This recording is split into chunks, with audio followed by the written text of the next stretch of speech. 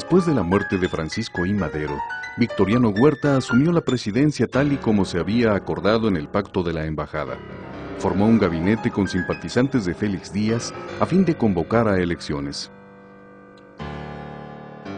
Pero desde la presidencia, Huerta empezó a controlar tanto a los secretarios de Estado como a los gobernadores. Su gestión contó con el apoyo del clero y de los grupos que controlaban las finanzas, la industria y el comercio, así como de intelectuales, obreros y estudiantes. Durante los 17 meses que permaneció en el poder, estableció un régimen dictatorial, apoyado en el ejército. Asimismo, mantuvo un férreo control de la prensa, los medios de transporte y los recursos militares y financieros del gobierno. Pero sus gestiones y la forma en que había llegado al poder no eran bien vistos por diversos sectores de la sociedad. El 19 de febrero de 1913, Venustiano Carranza lanzó un acto de protesta contra el gobierno federal, iniciando un movimiento de oposición al huertismo.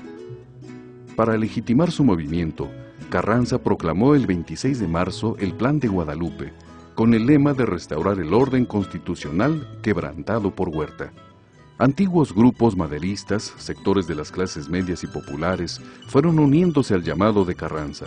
A pesar de la diversidad ideológica en ese momento, el objetivo era derrotar al huertismo. El ejército constitucionalista se organizó en 3 divisiones, la del noroeste a las órdenes del general Álvaro Obregón, la del norte comandada por Francisco Villa, y la del noreste en cuyo frente estaba el general Pablo González. En esta región un destacamento de Emiliano Zapata combatía por su propia cuenta con base en el Plan de Ayala. Desde Sonora, el ejército de Obregón avanzó hacia Sinaloa, Nayarit y Jalisco, hasta llegar al centro del país. La división del norte avanzó desde Chihuahua, Coahuila, Durango, Zacatecas y Aguascalientes. La del noreste combatió en Nuevo León y Tamaulipas. También Zapata peleaba en Morelos, Guerrero y Puebla. A mediados de 1913, la mayor parte del país estaba nuevamente en guerra y con Obregón avanzando hacia la capital, Huerta optó por militarizar el país. En la capital se ordenó que en las escuelas, las facultades y las oficinas de gobierno se llevara uniforme y se recibiera instrucción militar obligatoria. Aún en estado de guerra civil, la vida cotidiana era similar a la de antes. Los empresarios de espectáculos vieron aumentar su público con familias que, huyendo de los terrores de las batallas, se habían instalado en México o en las principales ciudades del país. La gente se distraía en cines o en teatros, en espera del desenlace de la lucha. En esas fechas se establece el primer reglamento de censura. Las imágenes destinadas a todo público fueron escogidas y revisadas antes de ser proyectadas. Se dejaron de exhibir películas acerca de la revolución. La prensa fue considerada un elemento importante para ganar la opinión pública. Varios diarios fueron clausurados por presentar una actitud hostil al huertismo. Se minimizaban las victorias constitucionalistas y se deformaba la verdad de los hechos.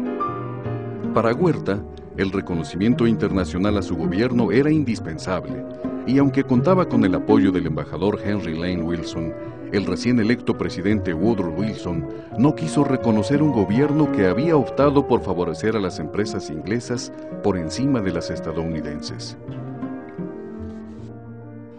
El gobierno de Wilson condicionó el reconocimiento siempre y cuando Huerta no se presentara en las elecciones. Amenazó con un boicot financiero, con apoyar a los sublevados y con la intervención directa en México. Como Huerta se rehusó a aceptar estas condiciones, su crédito internacional fue arruinado. El gobierno estadounidense estableció un embargo de las armas destinadas al ejército federal, dejando en libertad a los rebeldes para proveerse en su país. La cercanía de la guerra en Europa obligó a Gran Bretaña a reconciliarse con Estados Unidos. Huerta se dirigió entonces a Alemania y Japón, quienes le ayudaron con recursos militares y materiales. Mientras la rebelión crecía, Huerta se afianzaba al poder y quitaba a su principal adversario, Félix Díaz, enviándolo como embajador a Japón y destituyendo a todos los miembros del gabinete que simpatizaban con él. En Tampico, algunos barcos de guerra estadounidenses se habían apostado cerca de las costas, y el 9 de abril de 1914, unos marinos desembarcaron para buscar combustible, pero no tenían autorización para ello y fueron detenidos por soldados federales. Poco tiempo después se les liberó, pero el almirante de la flota norteamericana exigió que se hicieran honores a su bandera como una forma de reparar el daño. Como el gobierno de Huerta no aceptó, se ordenó el desembarco de las tropas norteamericanas en Veracruz.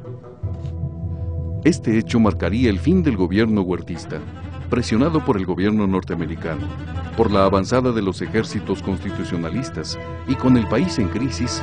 Huerta presentó su renuncia el 15 de julio de 1914 y el 13 de agosto se formalizó la rendición de la Ciudad de México. Tanto en la capital como en los estados, la población tuvo un respiro. La prensa amordazada durante el huertismo daba cuenta de los crímenes que se habían cometido. El cinematógrafo filmaba en las calles la entrada del ejército revolucionario y las multitudes se arremolinaban para ver el paso de los ejércitos. Carranza asumió el poder y empezó a tomar medidas para contrarrestar la influencia de los villistas y los zapatistas. Convocó a los jefes militares del país a una convención libre y soberana en la ciudad de Aguascalientes. En ella, los zapatistas pidieron la aceptación del Plan de Ayala y la renuncia de Carranza a la presidencia, petición a la que se sumó Villa. Carranza se niega a aceptar estas resoluciones, trasladándose a Puebla y se produce una ruptura entre los revolucionarios. La convención nombra presidente provisional a Eulalio Gutiérrez, mientras Zapata y Villa toman la Ciudad de México